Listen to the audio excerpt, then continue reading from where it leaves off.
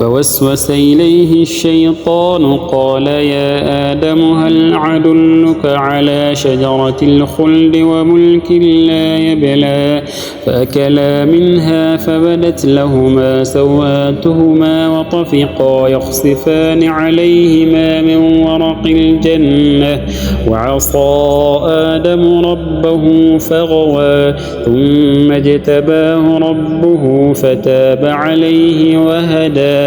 قال اهبطا منها جميعا بعضكم لبعض عدو فإما يأتينكم مني هدى فمن اتبع هداي فلا يضل ولا يشقى ومن أعرض عن ذكري فإن له معيشة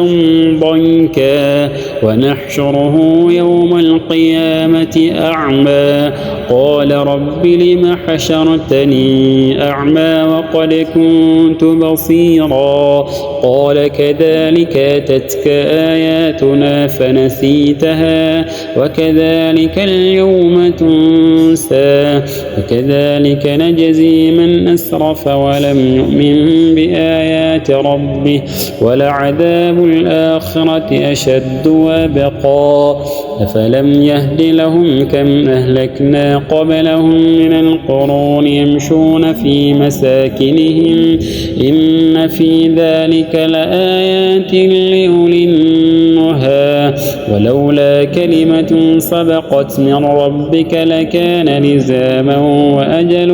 مسمى فاصبر على ما يقولون وسبح بحمد ربك قبل طلوع الشمس وقبل غروبها ومن آناء الليل فسبح وأطراف النهار لعلك ترضى ولا تمدن عينيك إلى ما متعنا به أزواجا منهم زهرة الحياة الدنيا لنفتنهم فيه ورزق ربك خير وأبقى وأمر أهلك بالصلاة واصطبر عليها لا نسألك رزقا نحن نرزقك والعاقبة للتقوى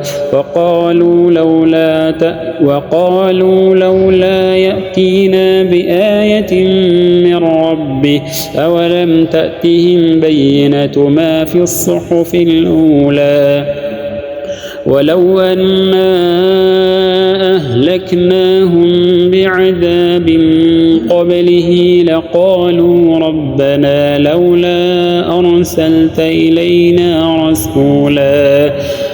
لولا أرسلت إلينا رسولا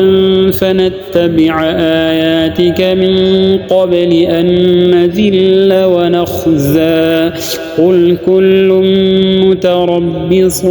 فتربصوا فستعلمون من أصحاب الصراط السوي ومن اهتدى.